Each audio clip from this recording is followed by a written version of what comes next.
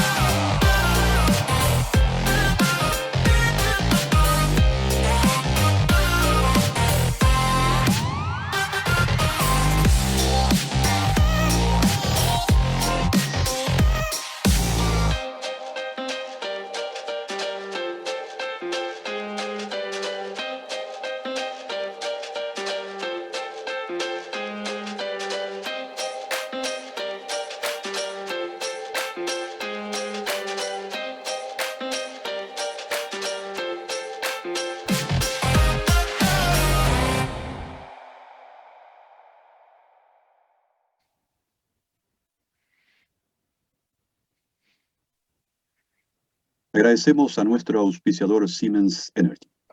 Estamos acompañándoles con el GAS Digital 2020, la ruta de la recuperación verde. Y antes de presentar el primer módulo de esta mañana, los invitamos a hacer sus consultas en el botón de preguntas ubicado en el lado superior izquierdo de su pantalla. Dicho esto, le damos la bienvenida al módulo Tecnologías para la Recuperación Verde. Dejo con ustedes a su moderadora, Daniela Maldonado, gerenta de cuentas Acerta. Muy buenos días, muchas gracias al equipo de DITEC por invitarme a moderar este panel. Por mucho tiempo formé parte de Revista de Electricidad y de DITEC, así que estoy muy contenta de poder apoyarlos en este encuentro. Este módulo sobre las tecnologías para la recuperación verde me acompaña Ernesto Huber, gerente de operaciones del Coordinador Eléctrico Nacional, María Paz de la Cruz, gerenta general de H2 Chile, Javier Pastorino, Managing Director de Siemens Energy para Argentina, Chile y Uruguay, y Sebastián Romero, jefe de regulación de mercados de generadora metropolitana. Estoy muy bien acompañada. Antes de comenzar entonces este panel de discusión y de conversación, voy a plantear una pequeña introducción a modo de contexto. Estamos, todos sabemos, viviendo actualmente un momento muy particular. No solo Chile, sino que en todo el mundo estamos en una pandemia que ha provocado muchos estragos y uno de los puntos de preocupación claramente es cómo se avanza en la recuperación económica. En este sentido, el sector eléctrico y energético tiene mucho que decir y aportar, especialmente con proyectos de energías renovables no convencionales y con la entrada del hidrógeno verde. De acuerdo a las últimas cifras que ha dado a conocer la Corporación de Bienes de Capital, el sector que más expande sus proyecciones de inversión para el próximo ejercicio es el ámbito energético, seguido por el minero. Además, en la jornada de ayer de LGAS, los representantes del Ministerio de Energía, Francisco López y Carlos Barría, mencionaban la enorme cantidad de proyectos en construcción. Hablaban de 115 en generación eléctrica y 48 en transmisión, lo que corresponde a 14.000 millones de dólares de inversión en el sector eléctrico, a lo que se suman 18 millones de dólares si se consideran los proyectos que han entrado al sistema de evaluación de impacto ambiental.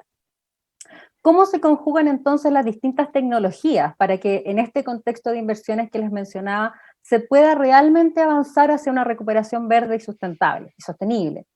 Esta es la pregunta central que tratarás de resolver este módulo y de inmediato pasaremos entonces a conversar con los especialistas que me acompañan.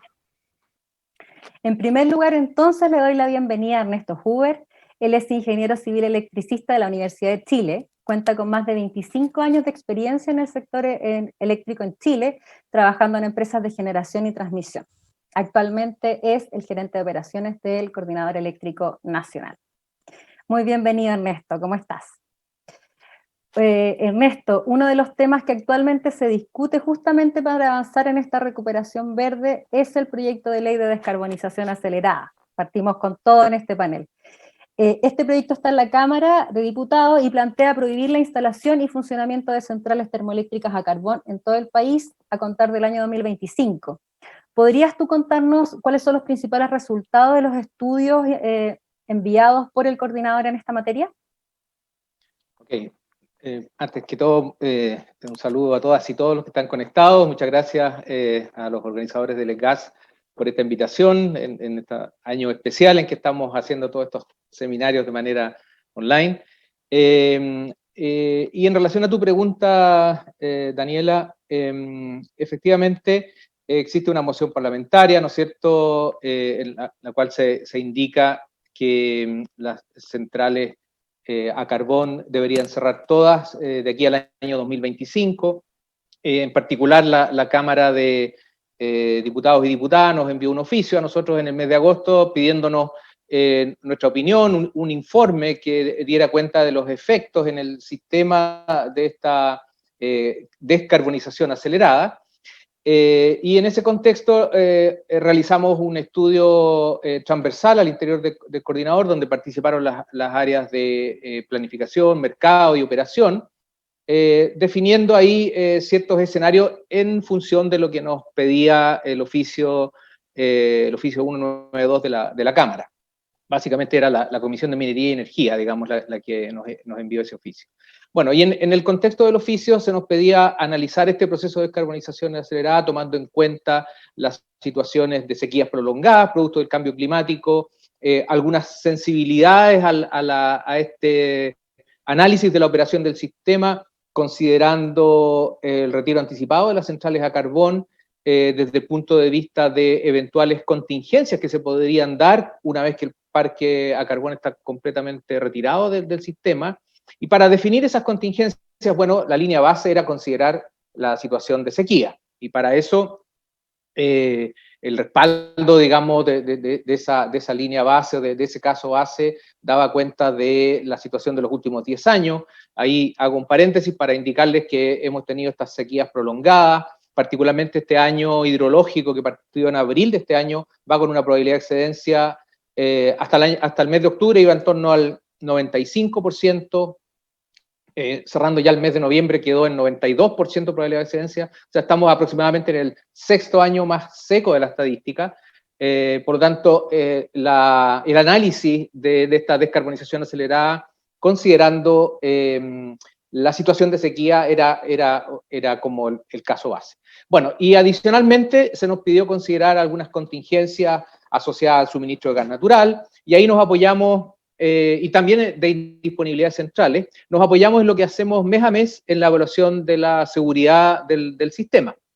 Así es que los resultados finalmente indican que frente a condiciones de contingencia en el sistema, fallas de ciclos combinados, fallas prolongadas, problemas de la logística de diésel y con esta situación de sequía de base, bueno, los costos marginales durante, por ejemplo, el primer semestre del año 2026 sin centrales a carbón se pueden triplicar, ya sea en los nudos Quillota o en los nudos crucero, que son los nudos que presentamos en el informe, y junto con esas situaciones que afectan al costo marginal, también aparecen otras situaciones que tienen que ver con la seguridad del sistema, los problemas de los niveles de cortocircuito en la zona norte, los problemas de inercia, también a nivel sistémico y también particularmente en la zona norte, donde se debería requerir, una vez retiradas las centrales a carbón, un apoyo de otras tecnologías que permitan dar estabilidad y seguridad al sistema.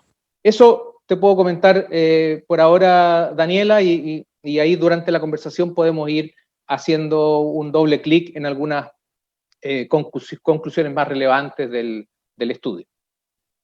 Gracias, Ernesto. Claramente es un tema en el que estamos pendientes, las empresas, digamos, relacionadas al rubro están muy pendientes y veremos cómo se va desarrollando. También está con nosotros Sebastián Romero. Él es ingeniero civil industrial eléctrico de la Universidad Católica y se desempeña como jefe de regulación de mercados en Generadora Metropolitana. Además, es uno de los directores de GPM-AG. Anteriormente trabajó en la Comisión Nacional de Energía como profesional del Departamento Eléctrico en la Unidad de Mercado Eléctrico y fue parte del equipo consultor de SYSTEP en el área de inteligencia de mercado como líder de proyectos.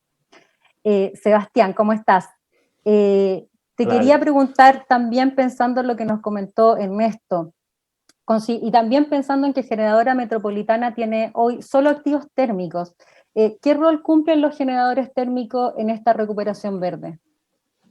Bueno, Dani, muchas gracias por la pregunta y también aprovechar del tiempo para dar las gracias a todos los asistentes que están presentes hoy día y a los organizadores.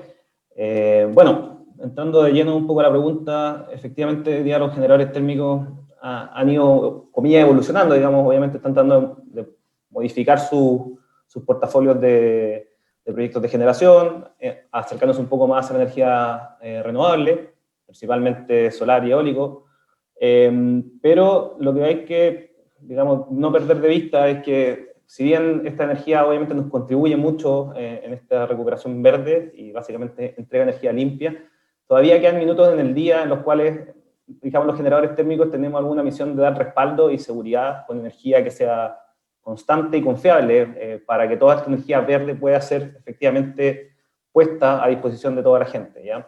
En ese sentido, claro, nosotros como Generadora Metropolitana hoy día contamos con 2 turbinas que operan con diésel, más un ciclo combinado cerca del centro carga que entrega respaldo, digamos, al sistema en caso de necesitarlo y sobre todo puede entregar respaldo rápido a las turbinas en caso de alguna necesidad extrema del sistema. Pero también, como te comentaba, los generadores térmicos hemos tratado de buscar algunas alternativas a nuestros suministros base, digamos, y estamos también nosotros trabajando como Generadora Metropolitana en proyectos solares, ubicados obviamente en el polo solar, en el norte de nuestro país, pero creemos que por lo menos en el cortísimo plazo, mientras que se desarrollan otras tecnologías como almacenamiento o el hidrógeno verde, tenemos la representante María Paz por ese lado, la energía térmica y generalmente el gas va a tener que ser un soporte para esta energía renovable, teniendo en consideración un poco lo que comentaba Ernesto, de esta transición hacia la descarbonización, eliminando la centralidad de carbón, y por lo tanto los térmicos tenemos algo todavía que decir y algo que aportar. Obviamente yo creo que el fin siempre va a ser una matriz 100% limpia, pero hay que hacerlo de alguna manera responsablemente y de manera segura, para poder entregar suministro tanto a los centros de consumo, digamos, a la gente, o a la industria, que está también tratando de recuperarse después de la pandemia, también entregando energía a ellos. Eso te puedo comentar un poco de los generadores térmicos por ahora. Gracias, Sebastián. La otra visión también siempre hay que tenerla en cuenta. Estamos también con Javier Pastorino. Él es ingeniero industrial graduado de la Universidad de Buenos Aires. Ingresó a Siemens en 1999 y tuvo a lo largo de su carrera diversas responsabilidades en el país, en la Casa Central de Alemania y en subsidiarias de Latinoamérica. En 2020 se conformó la compañía independiente Siemens Energy, en la cual Javier asumió como Managing Director con responsabilidad para Argentina, Chile y Uruguay. ¿Cómo estás, Javier? Te quería preguntar, ¿cuáles son los próximos pasos que vislumbran ustedes desde Siemens Energy hacia este sistema energético del mañana del que estamos nosotros hablando? Hola Daniela, muchas gracias por la pregunta y aprovecho también para saludar a la audiencia y agradecer al ENGAS por la invitación y por la participación en el evento. Como bien decías, Siemens ha hecho un spin-off de su negocio de energía, ha creado una nueva compañía, Siemens Energy, que ha salido a bolsa en octubre de este año, en la bolsa de Frankfurt, y justamente tiene el foco en todo lo que es la transición energética. Esa es la importancia que le hemos dado en la compañía. ¿Cuáles son los pilares básicos y cómo estamos viendo a nivel global toda esta tendencia, toda esta transición energética, que es uno de los cambios fundamentales que se está dando en el mundo, básicamente analizando el trilema energético, ¿no? Hoy necesitamos que la energía sea confiable, sea asequible y sea sostenible. Sostenible en términos climáticos, todos sabemos que no tenemos que superar ese calentamiento promedio de la temperatura del planeta en 1,5 grados por sobre la era preindustrial, y hoy los distintos pronósticos varían un poco entre sí, pero está dando entre 4 y 5 grados, con lo cual, como vamos, no es sostenible. Entonces, claramente tenemos que actuar. Por otro lado, vemos que la demanda de energía va a crecer, según nuestros pronósticos, un 25% hacia el año 2040. Si vemos mundialmente hoy, 850, 900 millones de personas en el mundo no tienen acceso a electricidad. Y por otro lado, creemos firmemente que, por ejemplo, por la movilidad eléctrica va a haber, sobre ese crecimiento de energía, el crecimiento de la demanda eléctrica va a ser sobreproporcional por esto que comentaba, ¿no? Entonces, viendo un poco este proceso de decarbonización, no va a suceder de la noche a la mañana, lo vemos como un paso a paso, pero sí claramente va a haber y obviamente ya lo estamos viendo, una penetración sobreproporcional de las energías renovables, pero por la naturaleza intrínseca de las energías renovables que tienen intermitencia, claramente necesitamos, volviendo al trilema, que la energía sea confiable y segura, necesitamos un backup o un apoyo. Y hoy, como lo comentaba Sebastián, vemos que el gas natural, si bien es un hidrocarburo, es por lejos la tecnología más limpia. Vemos que, por ejemplo, en términos de huella de carbono, es menos de la mitad que una planta de carbón, es entre un 35 y un 40% de lo que es una planta con combustibles líquidos. Entonces, vemos que el gas natural va a tener un rol como combustible de transición. Y si después, a medida que la decarbonización vaya avanzando, se va a trabajar en temas de almacenamiento como baterías, que hoy está avanzando muy bien, pero todavía le queda mucho en la curva de reducción de costos. Y obviamente, en una etapa piloto, embrionaria, pero con muy buenos ejemplos, y como en el caso de Chile en este momento, el tema del hidrógeno, que seguramente más tarde vamos a hablar. Vemos que el hidrógeno también tiene que generar una curva de reducción de costos, pero gracias a los enormes recursos naturales que tenemos en Sudamérica y particularmente en el sur de Chile, vemos que los modelos de negocios pueden acelerarse gracias a ese muy buen recurso, sobre todo eólico, que tenemos hacia la producción del hidrógeno verde. Entonces, esa es un poco la línea de tiempo. Lo que no sabemos exactamente es cómo se va a ir dando. Nosotros vemos que es un proceso de décadas, pero claramente tenemos que actuar con mucho sentido de urgencia para trabajar en la sostenibilidad, que con la tendencia actual no lo estamos. Así que bueno, eso es un poco cómo vemos la tendencia hacia futuro, y dentro de lo que es la estrategia global, y más que nada metiéndonos en Latinoamérica, Chile es un país que vemos como pionero en esta ruta hacia la decarbonización, con lo cual estamos poniendo muchísimo foco en ese país, ¿no? Perfecto, Javier. Muchas gracias. Qué bueno saber que Chile está siendo pionero en este tema. Ahora, bueno, les presento a María Paz de la Cruz. Ella es ingeniera civil industrial de la Universidad de Concepción. Actualmente es la gerenta general de H2 Chile. Tiene más de 20 años de experiencia en el sector energético, donde ha desempeñado roles estratégicos y de gestión tanto en Chile como en el Reino Unido. María Paz es actualmente presidenta del Directorio de Energía de la Patagonia y Aysén y consultora del Banco de Desarrollo Alemán KfW, institución que tempranamente apoyó el financiamiento de proyectos de energías renovables y eficiencia energética en Chile. ¿Cómo estás, María Paz? Hola, Daniela. Hola. Te quería preguntar si puedes contarnos los principales desafíos de la Estrategia Nacional de Hidrógeno Verde. Justamente nos mencionaba ahí Javier que es una de las tecnologías que promete avanzar en la línea de la transición verde. Y específicamente en la estrategia se menciona como meta 5 gigawatts en electrolizadores al 2025, los que deben ser suministrados con energías renovables. Yo he escuchado que algunos especialistas mencionan que se requeriría alrededor de 8 gigawatts solares para suministrarlos. ¿Qué tan factible es obtener eso de aquí a 5 años, María Paz? Sí, por supuesto, Daniela. Bueno, antes que nada, muy buenos días a todos, digamos, a todos los auditores. Y agradezco también a Alex Gas la invitación a este panel. Alex Gas también lo tengo muy cerca a la gente de DITEC, así que muchas gracias por invitarme. Y también contarles un poquito al principio quiénes somos nosotros. Digamos, nuestra institución fue fundada en el 2018 desde mi perspectiva, un grupo de 28 profesionales, digamos, muy visionarios.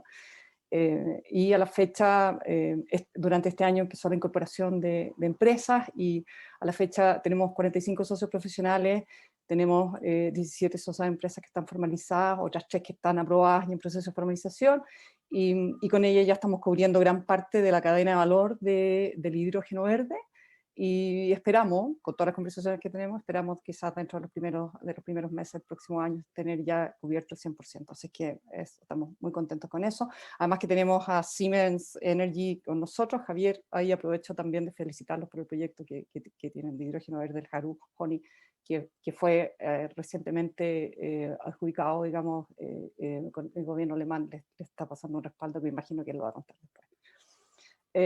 Bueno, como tal decía, el pasado 3 de noviembre el Ministerio publicó la Estrategia Nacional de Hidrógeno Verde. Los números son ambiciosos, pero las bondades naturales con las que contamos, la verdad que nos respaldan. Chile está predestinado en realidad a jugar un papel fundamental en este mercado, y quizás para tener en mente una cifra, el actual potencial de energía renovable representa entre 50 y 70 veces la actual capacidad del sistema eléctrico nacional. Así que básicamente lo que tenemos es que podemos crecer unos 50 o 70 veces Chile. Entonces, además de esta alta penetración que ha habido en la materia eléctrica de renovables y la baja en los costos de las tecnologías, permite también proyectar, digamos, en el largo plazo, precios de electricidad bastante competitivos, y el precio de la electricidad representa alrededor de un 70% del costo del hidrógeno verde, así que para nosotros es fundamental, digamos, tener valores muy competitivos. La estrategia, la verdad, bueno, además que hay organismos internacionales que reconocen este como liderazgo potencial. La Agencia Internacional el año pasado situó a Chile como uno de los países más competitivos y proyectando unos costos de $1.6 por kilo de hidrógeno. Respecto a las metas de la estrategia, sí, son ambiciosas. Al 2025 queremos tener una inversión de $5 billones, lo que significa una capacidad de electrólisis construida y en desarrollo de 5 gigas, que es un poco la cifra que tú mencionabas, y eso que lleva una producción también de 200.000 toneladas al año de hidrógeno. La ambición se ratifica aún más cuando ya el 2030 la estrategia queremos lograr que Chile tenga el costo, la producción de hidrógeno más barata del planeta, y esto ya es bajo los $1.5 por kilo. Ahora, las tecnologías que están consideradas en la estrategia, lo primero es el desplazamiento del hidrógeno. Actualmente se ocupa hidrógeno acá en Chile, por lo tanto es el desplazamiento del hidrógeno gris por hidrógeno verde, sobre todo en la fabricación a través del amoníaco para la fabricación de explosivos. También se considera su utilización en movilidad, especialmente en camiones de extracción minero y buses de larga autonomía, son los camiones CAEX, estos camiones de alto tonelaje, y la inyección también en redes naturales, que bueno, en Europa ya se está viendo que se hablan de cifras cercanas al 20%, y que obviamente también la estrategia es bien clara en decir que hay que hacer estudios al respecto. Pero ahora, ¿cuáles son los instrumentos que está disponibilizando esta estrategia? Lo primero es que habla de una ronda de financiamiento de $50 millones, que eso es para apalancar proyectos que sean escalables y altamente replicables, pero con mira siempre a que tenga target un costo de producción bajo a $1.5 por kilo. Nosotros creemos en realidad, y así el mercado también lo dice, que es importante realizar esfuerzos para establecer un proyecto piloto de gran envergadura, porque esto también va a ayudar a la realización de estudios sobre la capacidad logística, sobre transporte terrestre, sobre almacenamiento. Así que en ese sentido es muy positivo, digamos, que se está apoyando el desarrollo de proyectos ya a mayor escala. La estrategia también incluye la conformación de mesas público-privadas, y esto es muy importante desde el punto de vista para la demanda, porque se planea discutir ahí una ruta de un precio del carbono más justo y con impuestos que reflejen las externalidades negativas, sobre todo el uso de combustibles fósiles. Así que esto en el fondo va a permitir también nivelar la cancha con respecto a los combustibles fósiles. Ahora, toda la rapidez del despegue del hidrógeno verde dependerá, digamos, de la efectividad y la premura con que todas estas acciones se implementen. Y para eso es súper importante la acción pública-privada. Tenemos que estar cohesionados y trabajando en colaboración, sobre todo porque esta industria podría representar, digamos, lo que hoy representa el cobre de aquí al año 2050 en cuanto al PIB nacional. Así que el mensaje es que debemos atrevernos a evaluar proyectos y hacer inversiones a escalas mayores en mercados como este, digamos, en hidrógeno verde, donde sabemos que tenemos ventajas competitivas bastante importantes. Ahora, respecto a tu pregunta de los 8 gigas solares para poder suministrar estos 5 gigawatts, los 5 en el fondo, recalcar que son en operación o en construcción, entonces que sí que hay estudios, hay estimaciones que pueden representar estos 8 gigas solares, pero hay que tener en mente que ya los proyectos de nuestros socios, el proyecto de ENGIE, digamos, que es públicamente conocido, considera la instalación de 2 gigawatts en electrolizadores y la construcción de parques renovables de 3 gigawatts. Además está el proyecto de Enel Amens y Siemens, que me imagino que Javier de nuevo lo va a hablar, pero además adicionalmente está el proyecto de TCI GECOM, que también considera la construcción de un parque solar de 3 gigas. Entonces ya estamos hablando con los proyectos que conocemos de 5,8 gigas de proyectos renovables. Entonces, cuando tú me hablas de cifras de los 5 gigawatts de electrolizadores que requieren estos 8 gigawatts solares, para mí, claro, son números gigantes, pero son números que ya están en el proyecto. Entonces, los proyectos están, solo hay que crear las condiciones para que se puedan invertir, y para eso una de las condiciones y uno de los factores importantes también es la colaboración, es la parte humana, porque no se saca nada si hay proyectos, hay financiamiento, pero faltan personas que los muevan. Así que eso. Súper interesante, María Paz, un tema que uno pensaría que es a largo plazo, pero por lo que nos cuentas parece que está cada vez más cerca. Sí. Quiero pasar justamente a lo que tú mencionabas de las energías renovables, Ernesto. ¿Cuáles son las perspectivas que ustedes ven en la integración de energías renovables variables para los próximos años? Por ejemplo, ¿qué tecnologías visualizan para enfrentar el desafío de la mayor integración de energía eólica y solar fotovoltaica? Y aprovecho el tiro de hacerte la pregunta relacionada con almacenamiento. Respecto, por ejemplo, a las baterías de Carnot, ¿cuál sería el aporte al proceso y de qué manera el almacenamiento contribuirá a la recuperación?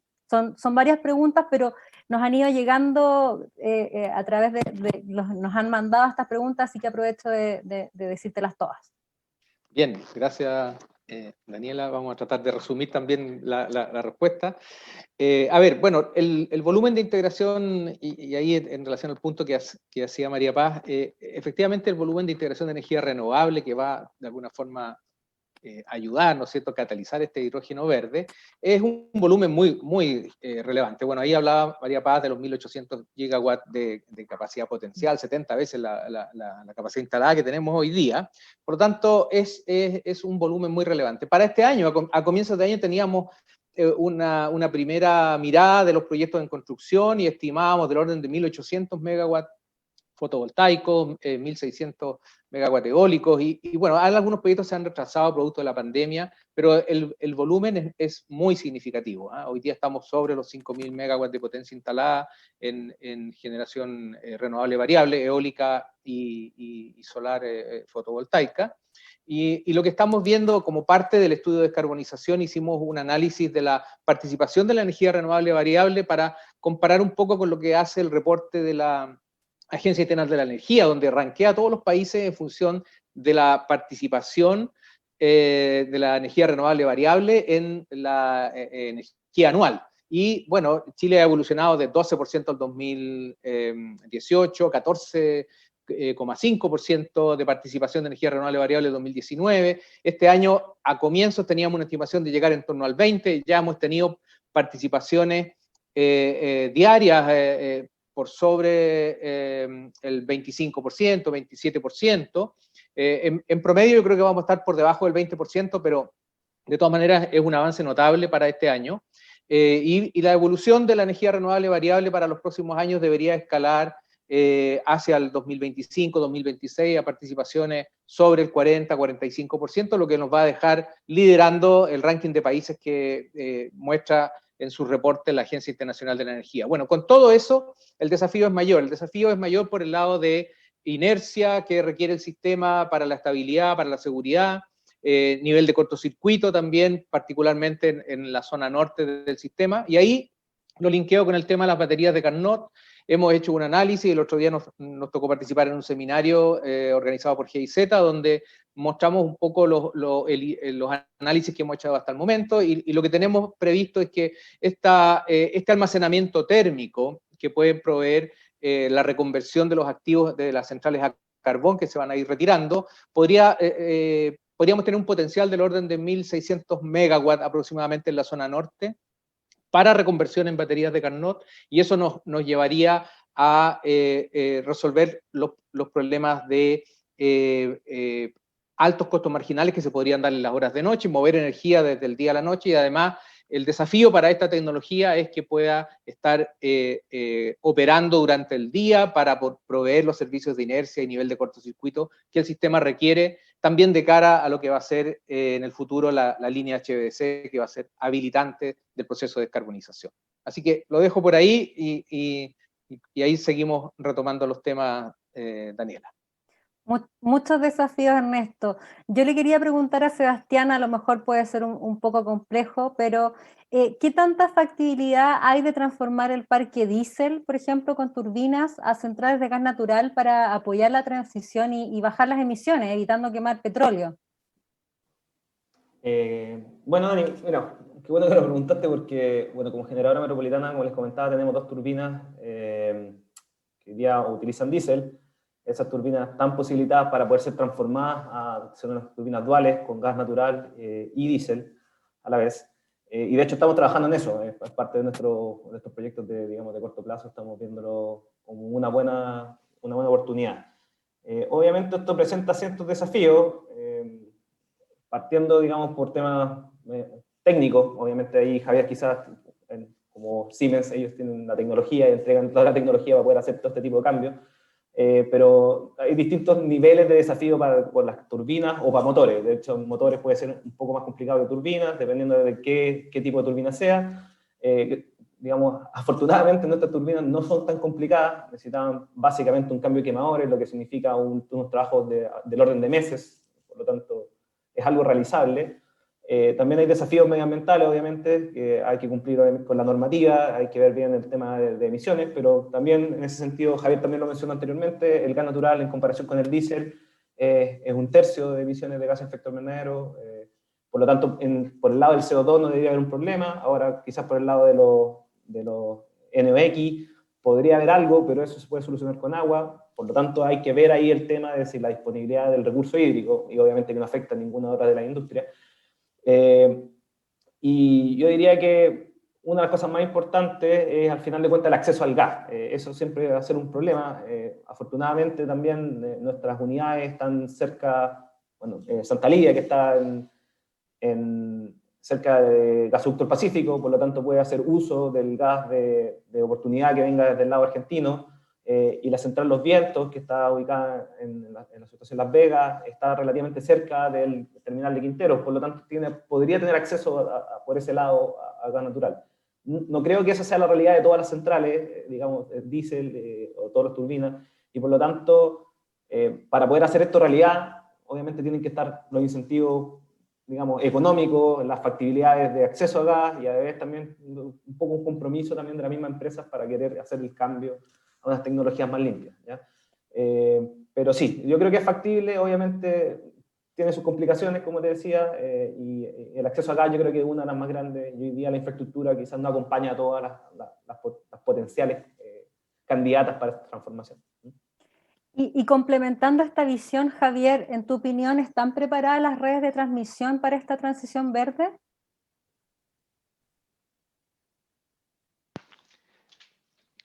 Por supuesto que al agregarle mayor capacidad instalada y mayor penetración de energías renovables, siempre hay que trabajar en darle más estabilidad a la red. Esto es a través de nuevos anillos o incluso en pensar en proyectos de corriente continua para grandes cantidades y para grandes distancias.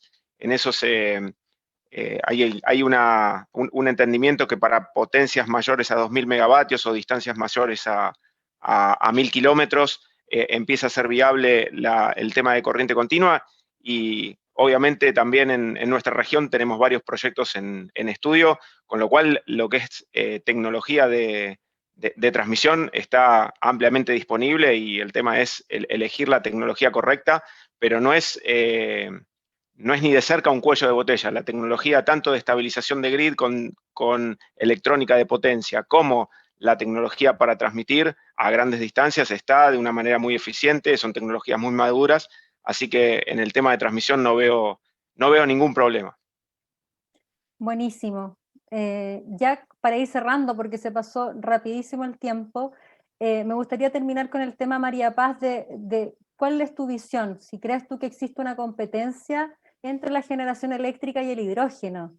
La pregunta es porque en algunas aplicaciones podría competir sobre todo en temas de movilidad. Quería cerrar con ese tema. Sí. Mira, existe más bien una complementariedad en vez de competencia. Desde el punto de vista eléctrico, piensa tú que el hidrógeno, no hay hidrógeno verde sin electricidad renovable. Por lo tanto, el hidrógeno verde es quizás uno de los mejores consumidores de electricidad, digamos, un buen amigo de los renovables, ¿ya? Y en el caso en el tema de los autos de hidrógeno, también hay que quizás partir de la base que los autos de hidrógeno también son autos eléctricos, ¿ya? La diferencia es que internamente el hidrógeno se convierte en electricidad utilizando una celda de combustible. Eso nada más. Así que los autos de hidrógeno tienen una mayor autonomía y son más livianos. Las baterías de litio tienen mayor peso, por lo que el uso en camiones de alto tonelaje y transporte de larga distancia es recomendable usar hidrógeno. En cambio, los autos eléctricos son más recomendados para hacer trayectos más cortos y donde se requiere mayor potencia. Aún así, los expertos hablan de que para ciertas aplicaciones de movilidad, como la minería pesada, podría utilizarse sistemas híbridos, digamos, que se complementan los litios más celdas de combustible. Y ya hay algunas experiencias de Enel de un sistema, digamos, híbrido que sirve de abastecimiento a Cerro Pabellón, y que tiene efectivamente baterías de litio y celda de combustible, que es un sistema aislado, ¿ya? Así que en ningún caso, para nada, aquí hay una complementariedad. Yo diría que el hidrógeno es el mejor cliente quizás de la energía renovable. Gracias, María Paz. Lo último, que nos acaba de llegar una pregunta del público para Javier, que dice: ¿nos puedes detallar la participación de Siemens Energy en el proyecto piloto de hidrógeno verde en Magallanes? Despertó bastante interés, digamos, este tema. Javier, si nos puedes adelantar algo. No, bueno, muchísimas gracias por la pregunta, y lo primero que quiero decir acá es, la verdad, que felicitar y agradecer a AME, a Andes Mining and Energy, porque sin ese desarrollo todo esto no hubiera sido posible, y obviamente estamos trabajando en partnership también con Porsche, con ENAP y con Enel. El proyecto básicamente consiste en, a través de la generación de energía eólica, luego pasar por un hidrolizador para producir hidrógeno.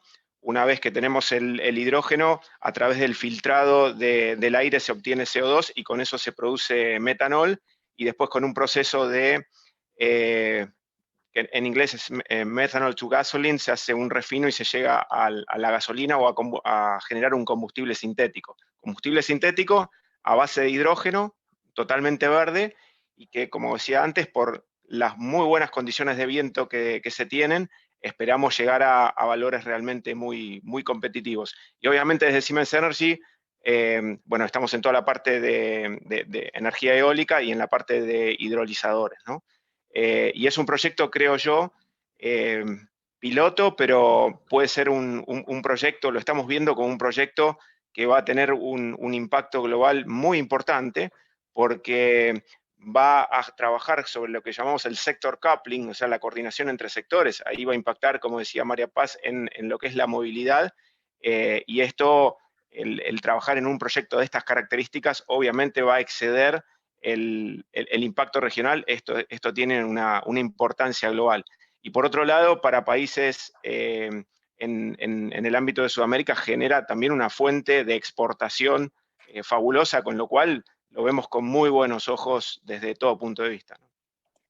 Muchas gracias, Javier. Me dicen desde la organización del evento que nos dan unos minutitos más porque han llegado muchas preguntas relacionadas con hidrógeno verde. Así que, María Paz, te quería preguntar, acá llega, ¿cuál es el costo de la energía que están considerando para llegar al precio señalado en el hidrógeno verde?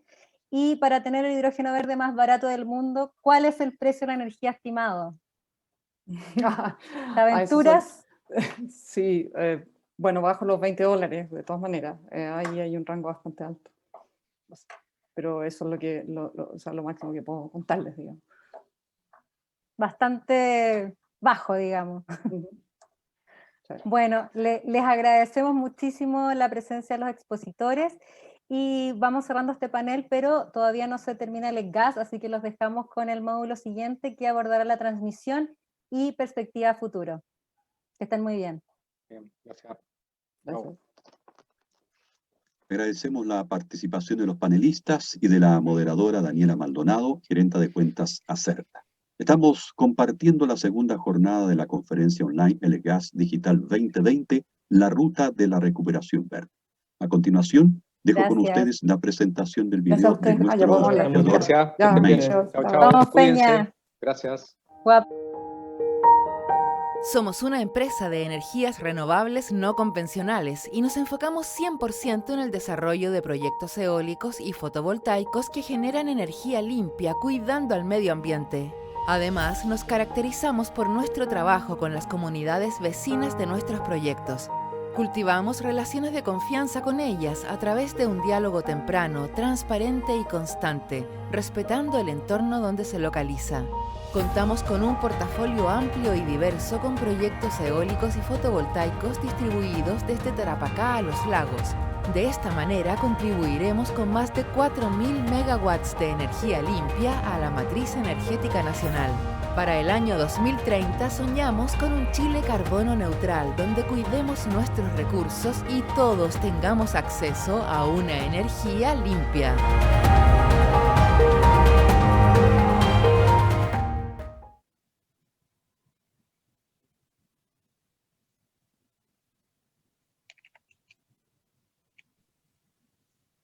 Agradecemos a nuestro auspiciador Mainstream y antes de presentar el siguiente módulo, les recordamos que pueden hacer sus consultas en el botón de preguntas ubicado en el lado superior izquierdo de su pantalla.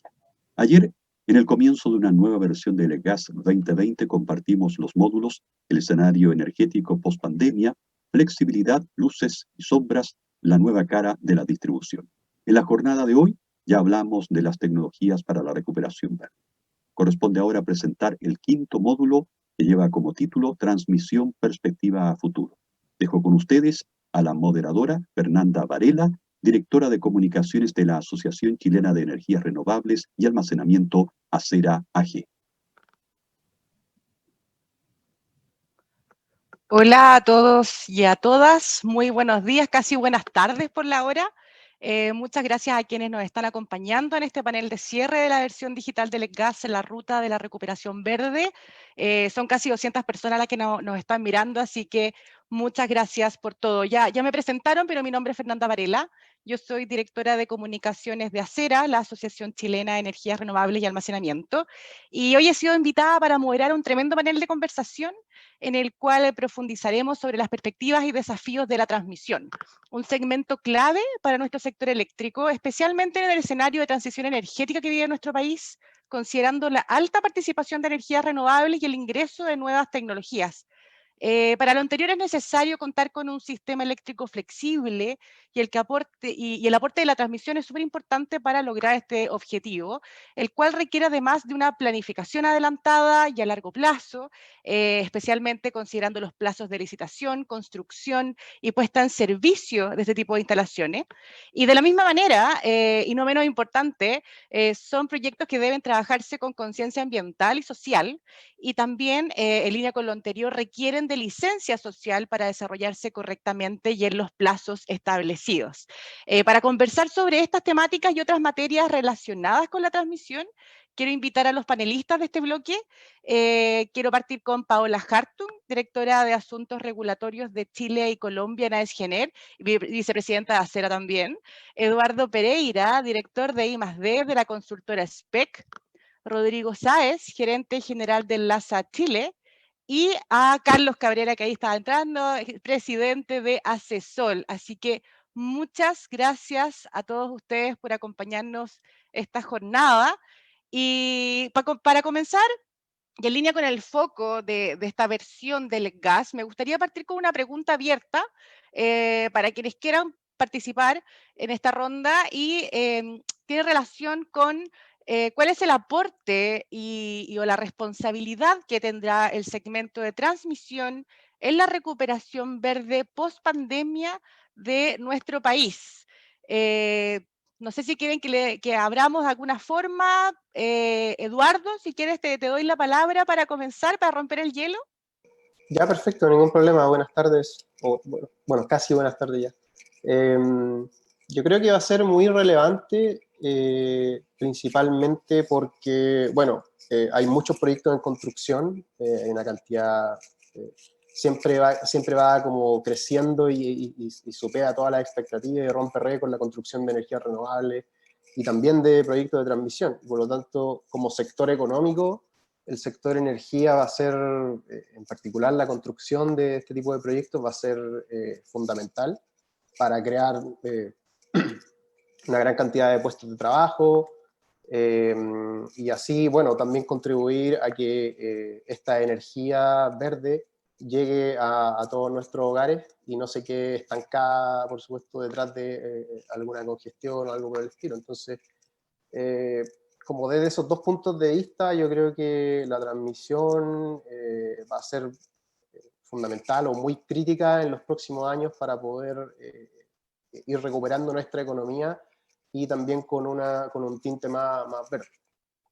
Gracias, Eduardo. Rodrigo, te paso la palabra porque ayer algo adelantamos en la conversación con respecto a esto y tenías una visión interesante con respecto a este rol de la transmisión, que en la práctica no sería de la misma transmisión, sino de cómo se regula. Te doy la palabra en esa línea. ¿Cuál es tu visión al respecto? Gracias, Fernanda. Sí. Básicamente la transmisión es un habilitador, como decía Eduardo, de poder traer, por ejemplo, los grandes volúmenes de energía solar que se pueden producir en el norte. Tenemos un gran problema que es que regulatoriamente o como proceso, la transmisión se demora infinitamente más que las centrales o que la generación de estos proyectos. Por lo tanto, necesitamos procesos, necesitamos habilitaciones de licitaciones y construcción que tienen un tiempo determinado, bastante distinto. Y ahí es donde hay que poner énfasis porque hay que tener cuidado de que se lleven bien adelante cada uno de estos procesos para ir cumpliendo las etapas necesarias para que los proyectos no se nos atrasen más de lo que pueden llegar a atrasarse respecto de la entrada masiva de energía solar, como decía Eduardo. Y eso es importante tenerlo en cuenta y ahí es donde probablemente vamos a hablar de algunas alternativas que pueden ayudar a la transmisión, a la generación y al proceso completo de descarbonización para que siga adelante como se debe. Yo creo que ahí va a estar la clave. Cómo los procesos de, por ejemplo, la línea Quimal-Lo Aguirre, cómo hacemos que entre lo antes posible sin saltarnos los pasos que corresponden por regulación para que no haya riesgos de implementación. Y eso es lo clave. Vamos a hablar de eso también, por Exacto. supuesto, Rodrigo. Paola, ¿querrás agregar algo con respecto a esta pregunta? A ver, bueno, muy buenas tardes a todos y gracias por la invitación. Un poco complementando y coincidiendo con lo que ya han dicho los colegas, claramente hoy día la transmisión es un driver para la descarbonización, es un must, tiene un rol protagónico que tal vez hoy día no lo percibimos tan así. Hoy día generalmente tanto la regulación, la prensa, los anuncios, los proyectos de ley se están tomando más bien es el segmento de generación y también el segmento de distribución, un poco los que se están tomando los titulares y tal vez gran parte de los esfuerzos, visibles al menos. Por lo tanto, yo creo que la transmisión es clave, tiene un rol protagónico, tiene que tomárselo y bueno, y ahí avanzar como protagonista de esta descarbonización acelerada que está viviendo este país, independiente de las iniciativas particulares que se están haciendo desde el Congreso o desde las mismas políticas energéticas que está liderando el gobierno. Así que protagonista total.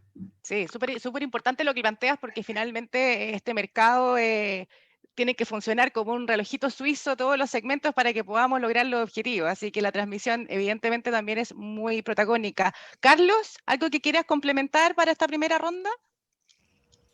Sí, muy cortito. Gracias, Fernanda, por la introducción y bueno, y agradezco también a ELETGAS por la invitación a este panel. Solo complementar, porque la verdad que coincido con lo que dijeron los panelistas, solo agregar que uno de los problemas importantes que tiene la transmisión, ¿cierto?, es todo el tema de, en el fondo, evaluación ambiental estratégica y tema de servidumbre.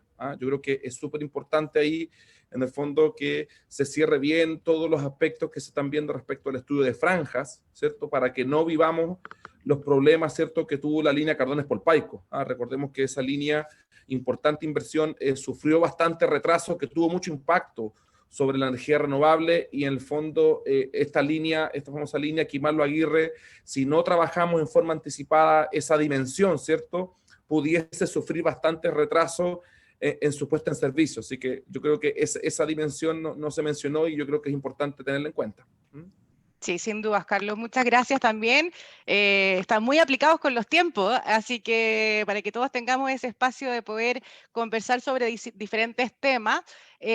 Paola, quiero partir contigo, vamos a partir con una ronda de preguntas individuales y vamos a cerrar luego con otra general que enfoca mucho en temas de licencia social y por supuesto también ahí está ligado con lo que ya abrieron de Quimarlo-Aguirre.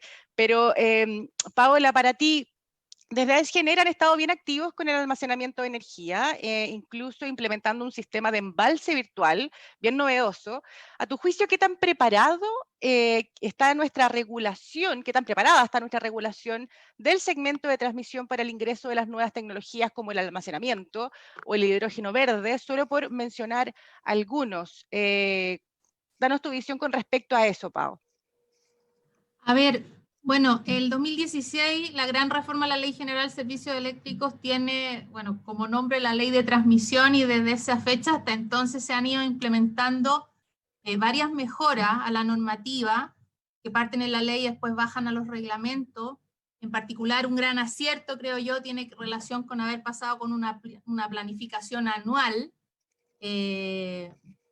para ir adaptándonos mejor a estos requerimientos. En ese minuto se pensaba en cambio en el esquema de oferta y generación del mundo más convencional al renovable, pero yo creo que tampoco se dimensionó lo que hoy día estamos viviendo, que es la descarbonización en conjunto con una política energética que quiere migrar hacia una gran producción de hidrógeno verde en el país. Por lo tanto, esos cambios de la ley de transmisión que han sido muy buenos, hay que seguir trabajándolo, hay que terminar los reglamentos. Hoy día hay un reglamento de la planificación de la transmisión que está ahí, entiendo que en Contraloría. Hay que seguir avanzando. Acuérdense que quedó pendiente alguna modificación a la misma ley de transmisión para hacer algunas mejoras. Es muy importante ir cerrando los temas de acceso abierto también para que toda esta nueva oferta se pueda ir incorporando de manera muy ágil al sistema, tanto en la tramitación de la conexión como en la elaboración de los mismos proyectos. Así que yo creo que en lo regulatorio también es muy importante hoy día mantener la certeza regulatoria que tiene el país, mantener esa buena imagen.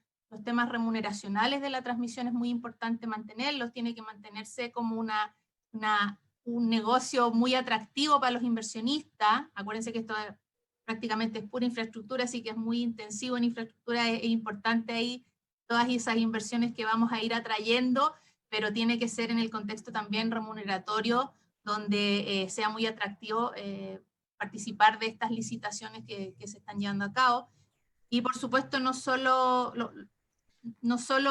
robustecer el sistema de transmisión nacional, creo que el sistema de transmisión zonal tiene que también prepararse para incorporar toda esta oferta renovable, y también toda esta oferta renovable que tiene que ver después con la producción de hidrógeno verde, y por eso mismo es muy importante que los planes de expansión de la transmisión que están saliendo todos los años, yo creo que tendría que ser incluso un poquito más agresivo, pensando con un poquito más de holgura, porque los últimos años han sido más bien conservadores. También estamos en un contexto hoy día social, económico, un poquito complejo, pero yo creo que hay un momento en que hay que retomar un ritmo de planificación de la transmisión e inversiones que esté al nivel de la gran cantidad de oferta de generación que se va a requerir para la descarbonización y para la producción de hidrógeno verde. Sí, súper interesante todo lo que mencionas. Me quedo con esta proyección un poco más a largo plazo y un poco más acelerada. Los cambios en nuestra industria se están moviendo flash y hay que estar a ese ritmo. Y también quiero destacar el tema de la certidumbre regulatoria. Creo que es súper clave para que podamos seguir avanzando de la manera como hemos seguido haciéndolo hasta hoy. Rodrigo, quiero pasar contigo. Entiendo que tu empresa está trabajando también un proyecto con una tecnología novedosa de almacenamiento con aire líquido. Cuéntanos un poquito de eso bien breve y en ese sentido también complementar, por supuesto, con respecto a las barreras para que se considere este tipo de tecnologías en la planificación de transmisión y si ves actualmente que la inversión en transmisión es ad hoc a lo que se requiere para tener un sistema eléctrico de bajas emisiones. Gracias, Fernanda. Como tú decías, nosotros como Energía Latina somos el partner estratégico de Hybrid Power para Latinoamérica. Y básicamente la tecnología nuestra lo que hace es almacenar grandes bloques de energía en aire líquido, pero eso lo voy a contar después. Nosotros creemos que lo más importante es que el sistema eléctrico nacional requiere tecnologías que puedan colaborar en flexibilizar la ejecución del plan de expansión.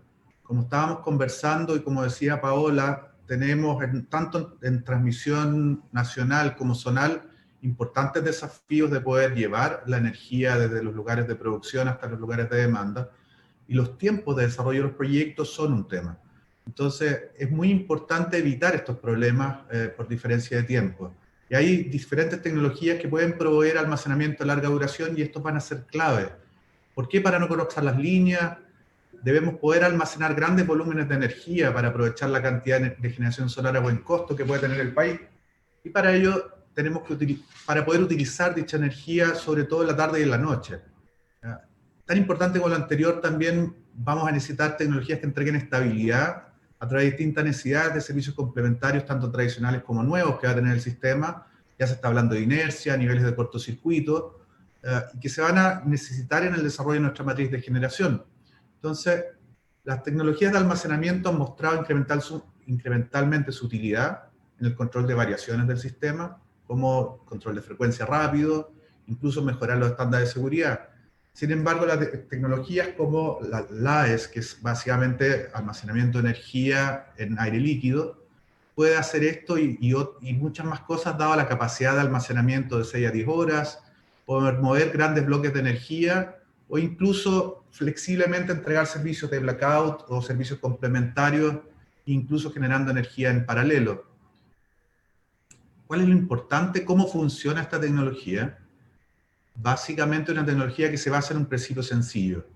El aire en fase gas se convierte en líquido cuando se enfría a 196 grados Celsius bajo cero. Lo almacenamos en forma muy eficiente en estanques aislados térmicamente a baja presión. Posteriormente, cuando necesitamos esa energía, la calentamos hasta temperatura ambiente, devolviéndole la temperatura almacenada, y causamos una regasificación rápida y una expansión de volumen de 700 veces.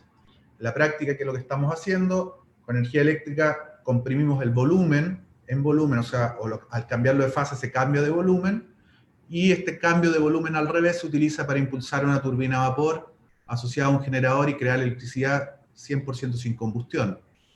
Para ello empleamos equipos estándares de marcas conocidas, de la industria de gases, de la industria de energía, y la tecnología llamada cryobattery o baterías criogénicas permiten estos almacenamientos de volúmenes relevantes, siendo una importante opción costo eficiente para el mercado de gran escala.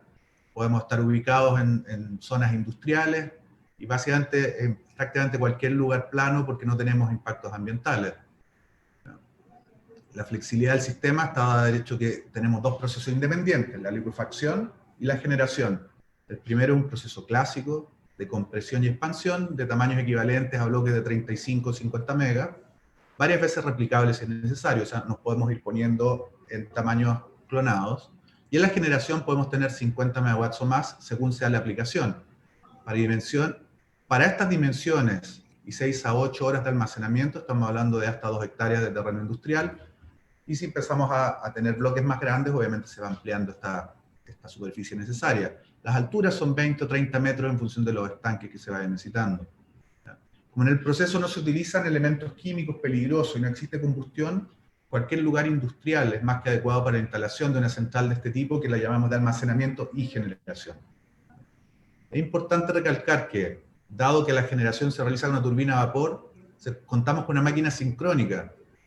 ¿Qué significa esto? Que somos capaces de entregar inercia y control de reactivos sin necesidad de generar potencia activa, clave para las nuevas necesidades de servicios que va a experimentar el sistema y para apoyar, por ejemplo, a las líneas de transmisión que se van a ir conectando y que van cambiando niveles de cortocircuito, por ejemplo. ¿Qué se necesita hoy día para el almacenamiento en general? Necesitamos habilitaciones regulatorias que nos permitan todas estas múltiples aplicaciones o todos estos múltiples servicios que sean remunerados en caso de que tengamos una aplicación en transmisión o una aplicación centrada en servicios complementarios. El LAES como tecnología está viviendo esta implementación a gran escala a nivel mundial, que están viviendo estos mismos desafíos regulatorios, tanto en el Reino Unido como en Estados Unidos. Usualmente lo que se está viviendo es cuáles son las habilitaciones a nivel de servicios complementarios o a nivel de pagos de capacidad que se van requiriendo, y creemos que el énfasis de la autoridad hoy día está en la vía correcta, solo que a la vez, de igual forma que la transmisión, nos preocupan los tiempos. Todo está pasando mucho más rápido de lo que se espera, y vamos a tener, junto con la descarbonización, requerimientos muy rápidos, tanto de servicios complementarios como de movimiento de energía cuando se necesita.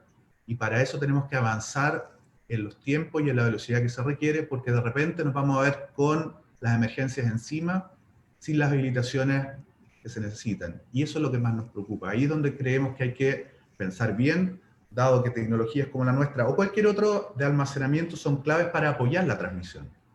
Como decíamos, la transmisión es clave, va a ir llegando a medida que está planificada, pero para poder acelerar esto necesitamos estos complementos. El almacenamiento de larga duración, el almacenamiento tradicional, son complementarios a la transmisión y debemos permitir que remuneren realmente todos los servicios que pueden prestar. Eso es específicamente, Fernanda, lo que les quería transmitir. Gracias, Rodrigo. Súper interesante y parece que el punto común sigue siendo el tema de los tiempos, de la visión un poquito más adelantada de lo rápido que se está moviendo todo. Eduardo, para ti, una pregunta. En el contexto de transición energética que vive nuestro país, se habla de que las redes de transmisión deben contar con tecnologías flexibles para incorporar a las energías renovables. A tu juicio, actualmente, ¿qué tan flexible es nuestro sistema de transmisión y qué le faltaría para estar al mismo ritmo de este recambio tecnológico hacia las energías limpias, que es un poco lo que se ha repetido en tema de los tiempos y la premura, ¿no? Sí, mira, yo creo que no hay ningún misterio. Yo creo que nuestra red eléctrica hoy día es una red eléctrica muy tradicional. Yo diría que más allá de algunos activos como desfasadores, algunos automatismos que se han usado en los últimos años para poder relajar algunas restricciones de transmisión por seguridad y vía automatismo poder transmitir más energía, yo diría que la flexibilidad es bastante acotada. y diría que hace falta mucha más flexibilidad para poder enfrentar lo que se viene, no en 10 años más, estamos hablando de 2-3 años más, que con toda la cantidad de renovables que hay en construcción. Entonces diría que por ese lado hay como una falta de flexibilidad adaptándose al nuevo contexto, donde tenemos generación solar, eólica en distintos puntos de la red, a flujos que van a cambiar mucho durante... ya no va a haber solamente un efecto estacional, sino que va a también haber un efecto intradiario, los fines de semana, van a haber múltiples efectos que van a ser cada vez más frecuentes, y yo diría que nuestra red es demasiado convencional como para adaptarse a ello. Ahora, ¿qué es lo que podemos hacer? Bueno, la estrategia de flexibilidad ha mencionado el tema de los sistemas de almacenamiento como activo de transmisión. No es la única alternativa como para poder brindar flexibilidad hacia el sistema eléctrico. También están cosas que no se han explorado y que están ahí y hoy en día no aportan mucho, que por ejemplo, buscar flexibilidad en la demanda, hacer que las redes de distribución, las redes de más baja tensión interactúen con el sistema nacional de alguna manera, inyectando o desconectando carga cuando corresponda para poder liberar una restricción de transmisión y poder así transmitir más energía verde o integrar más energía verde. Entonces, hay varias opciones. La que se ha hablado más o la que ha tenido más impacto, como impacto en la misma estrategia, el tema de los sistemas de almacenamiento. Hay varias maneras de con un sistema de almacenamiento contribuir a la red de transmisión. La manera más tradicional ha sido de actuar como una especie de tapón, que en el fondo almacena la energía cuando no se puede inyectar a la red, y luego cuando la red tiene más espacio, devolver esa energía a la red, y así de alguna manera en el neto integrar mayor cantidad de energía renovable hacia los consumos. También hay otras alternativas que combinadas con algo que nosotros hemos hecho, que son los esquemas de desconexión de generación automático, combinado con sistemas de almacenamiento, podríamos estar hablando de levantar restricciones de seguridad y poder transmitir más o usar de mejor manera los activos que ya tenemos instalados en nuestra red, para poder así aprovechar la energía renovable y no tener que verterla y no utilizarla. Ahora, esto está en la estrategia, se menciona que se van a revisar reglamentos y cuestiones regulatorias para poder en el fondo liberar todas esas barreras. Por el momento, en nuestro estado actual, yo diría que hacen falta varias cosas. En primer lugar, el tema de las evaluaciones es muy importante. Lo que ya mencionaba Rodrigo, de que los sistemas de almacenamiento pueden brindar muchos servicios, eso actualmente, en cómo está nuestro reglamento de planificación, no es compatible, lamentablemente. Hay ahí una traba que en el fondo restringe que un sistema de almacenamiento que nace como parte de un plan de expansión no puede participar en mercados competitivos, ¿ya? Y eso quiere decir que por ejemplo, participar realizando arbitraje de energía no va a ser posible porque es un mercado competitivo donde hay generadores y por lo tanto no va a poder participar y no va a poder capturar beneficios de esa línea de ingreso. En los servicios complementarios va a pasar lo mismo. Por lo tanto, yo veo que esa es como una gran barrera para materializar sistemas de almacenamiento que requieren del multiservicio para poder ser competitivas y rentables para nuestra sociedad. De acuerdo a estimaciones que nosotros hemos hecho en algunos estudios, memorias de título, vemos que puede ser hasta 25 veces más el valor de un sistema de almacenamiento del mismo activo, si es que consideramos que este activo puede hacer varias cosas y no solamente prestar servicio de transmisión, ¿ya? Si uno lo piensa, bueno, una de las ventajas, además de los bajos tiempos de ejecución respecto de línea de transmisión y el hecho de que ocupen menos espacio y por lo tanto su impacto, su evaluación ambiental es mucho más expedita, uno de las grandes ventajas es que puede hacer otras cosas. La línea de transmisión, bueno, lo único que puede hacer es transmitir energía de un lado a otro y esa es su función. Un sistema de almacenamiento puede apoyar haciendo otras cosas, proveyendo servicios complementarios, inercia, en el caso dependiendo de la tecnología de almacenamiento, por supuesto, Y eso es súper positivo, porque en realidad la red, ante esta dinámica de la energía renovable, no va a estar congestionada al 100% del tiempo, y por lo tanto, si lo pensamos, no sé, va a estar congestionada durante horas solares, y qué hace el resto del tiempo, o sea, qué hace en invierno, por ejemplo. Entonces, el concepto de multiservicio tiene grandes ventajas para todos, para la sociedad, pero creo que regulatoriamente encuentra una barrera súper grande en cómo está hoy día el reglamento de planificación, al menos. Gracias, Eduardo. Ojo, ahí hay un punto común acá, que es el desarrollo del almacenamiento, botar las barreras para el almacenamiento. Parece que es un foco relevante, sin duda, para poder seguir avanzando en esta transición. Así que muchas gracias, Eduardo. Carlos, me paso contigo con un tema que está relacionado, pero tiene una patita diferenciadora. Desde Asesor han realizado un importante trabajo por potenciar el desarrollo de la generación distribuida, considerando los tiempos de construcción y las complejidades que enfrenta actualmente el desarrollo de las grandes líneas de transmisión. ¿Cuál crees tú que es el aporte de la generación domiciliaria y los PMGD en este proceso de transición energética de Chile? ¿Y cuáles son los desafíos que enfrenta la generación distribuida con respecto a la expansión de la transmisión zonal? Súper interesante para que nos puedas contar un poquito más. Sí, por supuesto, Fernando. Muchas gracias por la pregunta. La verdad que sí, efectivamente, en este contexto, esta discusión que estamos viendo de descarbonización, ¿cierto? Y de expansión de la transmisión, sin duda que la generación distribuida puede hacer un tremendo aporte, porque en el fondo, hoy en día, la generación distribuida, estamos hablando ya más de 1.300 megawatts de proyectos en operación, ¿cierto? Y esperamos en los próximos 4 o 5 años duplicar probablemente esa cantidad.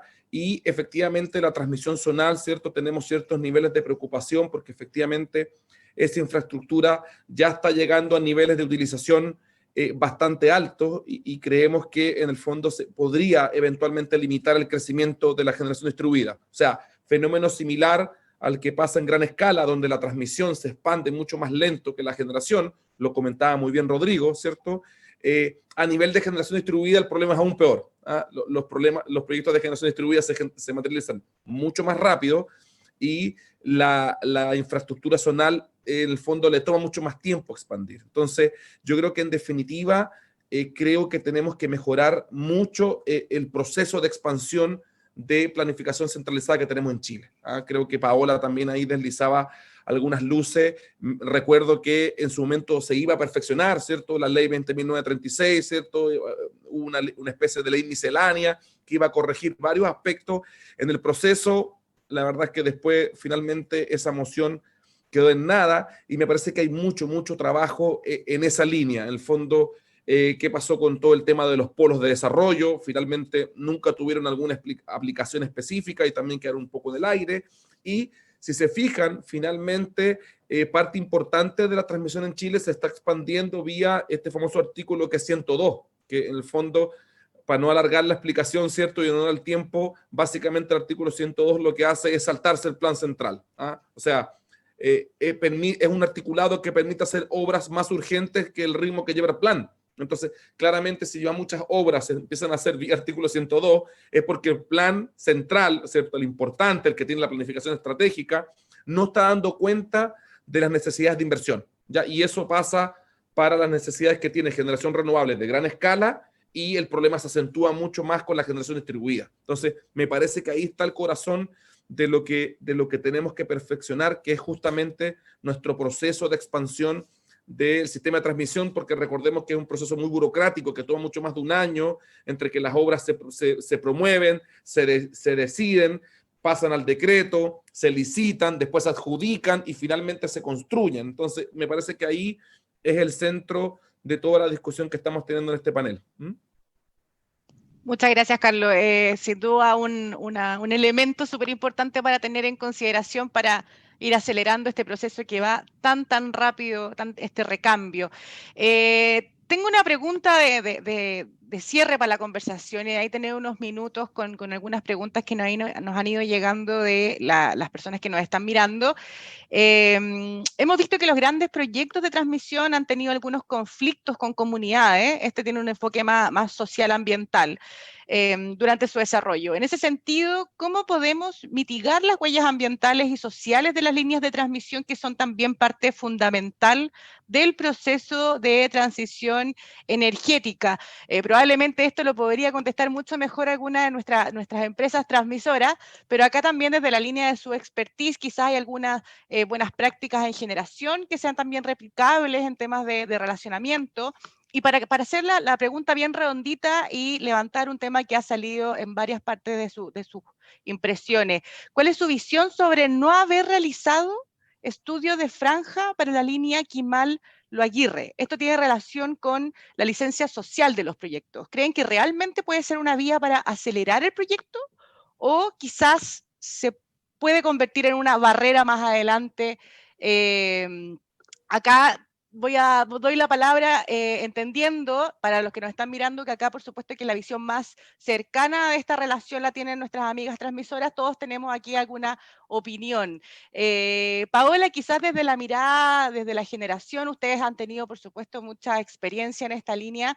¿Qué nos podrías comentar al respecto? A ver, primero me gustaría referirme a la consulta del tema del estudio de franja. Básicamente, bueno, el estudio de franja fue conceptualizado con la idea de poder adelantar la discusión sobre el emplazamiento de grandes proyectos de transmisión y sobre todo elementos de complejidad como es la relación comunitaria y social, para poder solucionarlo desde el punto de vista de política pública o incluso política energética. Al no estar este estudio de franja, se adelanta la licitación, la instalación y la discusión en su emplazamiento será finalmente trasladado al adjudicatario de la licitación. Y bueno, con el consecuente traslado de riesgo, eso podría afectar los precios, depende también del nivel de competencia. Si bien es cierto, creemos que es una buena noticia que se licite antes y se adjudique lo antes posible a propósito de la descarbonización acelerada que estamos viviendo como país. En definitiva es una apuesta futura y dependerá del plazo efectivo que tendrá la instalación en ejecutarse. Yo creo que dependerá mucho del poder de negociación y los incentivos que tiene el adjudicatario de la licitación y la relación con las comunidades con que se encuentre en su derrotero y lamentablemente no va a depender tanto de los ministerios o del ministerio que era como se pretendía que fuera el rol dentro de la política pública, de ser este garante a través del estudio de franja.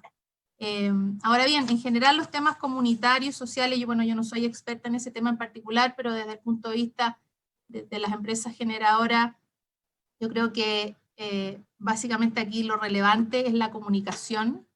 Yo creo que las empresas generadoras han desarrollado muy fuertemente esta competencia que hay que tener para poder ir avanzando junto con las comunidades donde se emplazan los proyectos.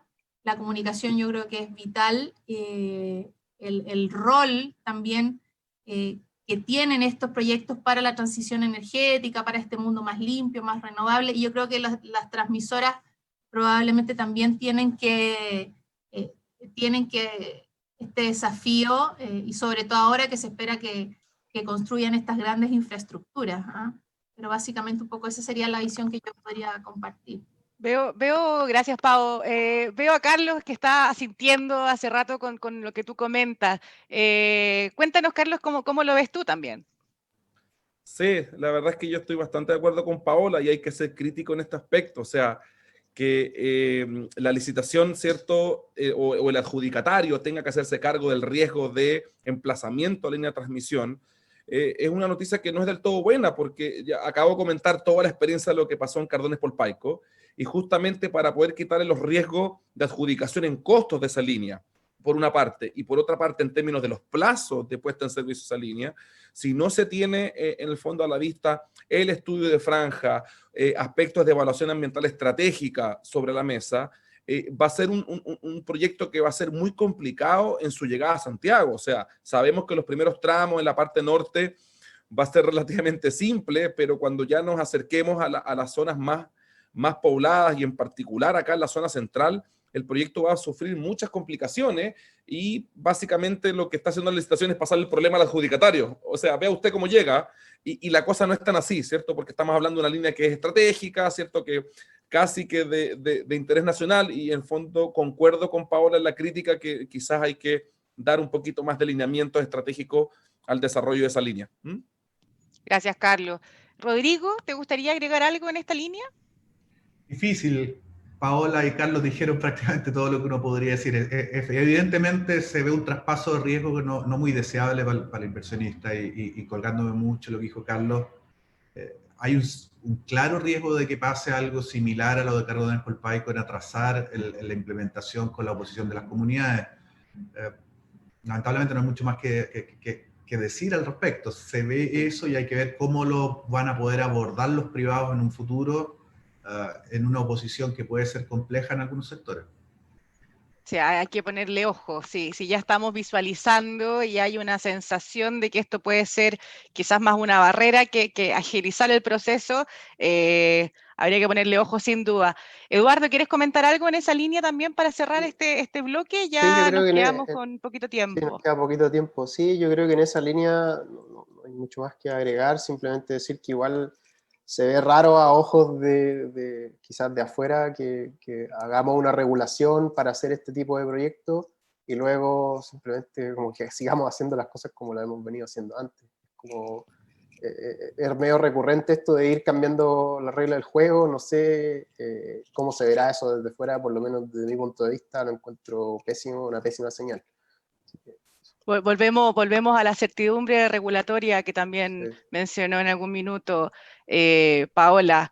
Tenemos un par de preguntas súper interesantes y sin duda no podemos quedar conversando con hartos temas que se nos van quedando en el tintero, pero Paola, para ti llegó una pregunta que llegó mientras tú conversabas, ¿ah? Así que dice, ¿qué tecnologías de automatización se pueden incorporar a las instalaciones de transmisión? ¿Tienes alguna visión con respecto a eso? Porque es una pregunta como bien específica. Mira, la verdad es que es demasiado específica para mi alcance.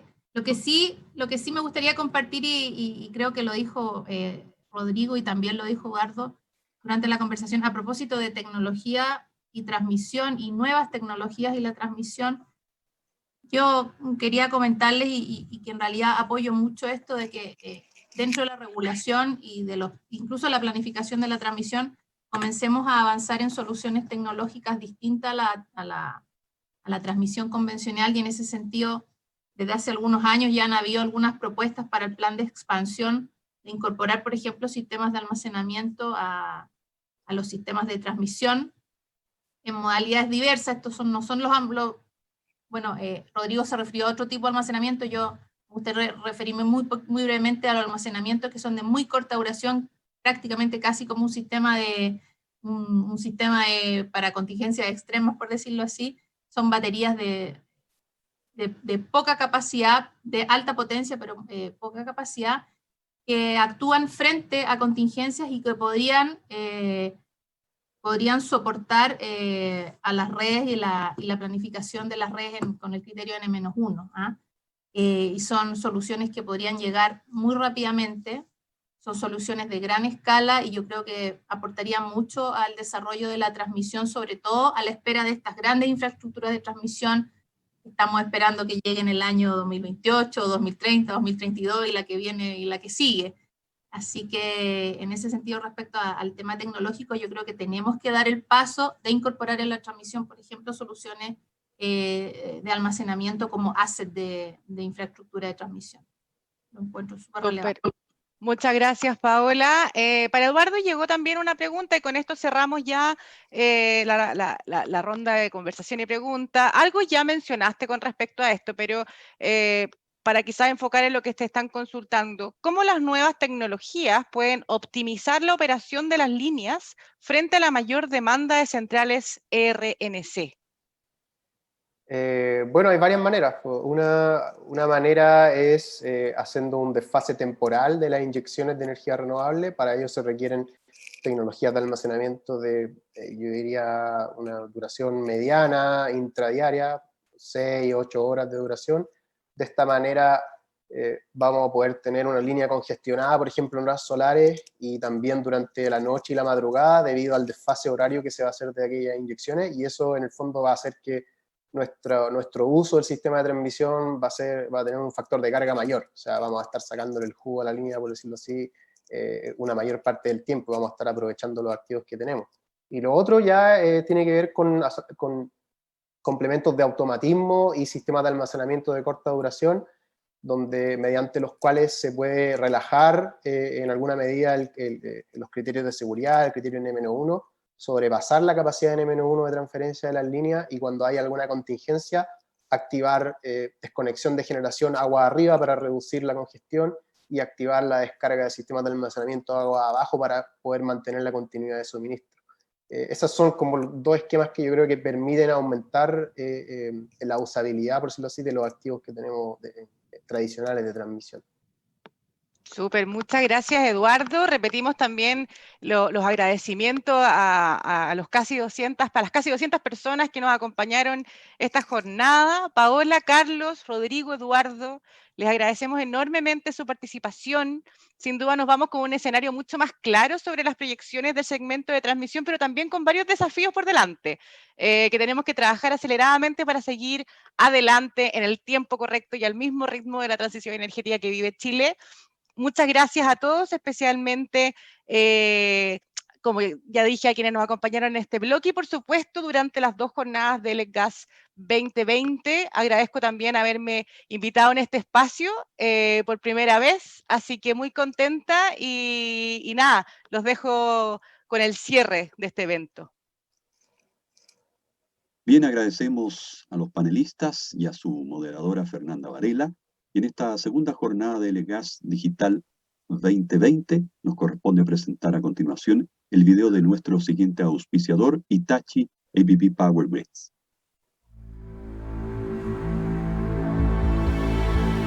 It's easy to be blinded by the urgent issues facing our planet. But to shut our eyes is not in our DNA. We look at problems not as one big challenge.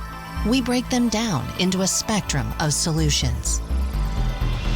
Leveraging our pioneering and digital technologies to co-create innovative solutions with our partners and customers across the entire value chain.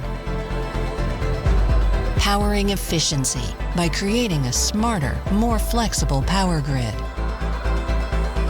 Powering resilience and reliability by digitalizing the energy value chain. Powering safety by enabling cyber-secure infrastructure for mission-critical sectors. Powering sustainability by integrating renewables into the power grid. We are 2 pioneers combining generations of expertise for a stronger, smarter, and greener future. Powering good for sustainable energy. Hitachi ABB Power Grids.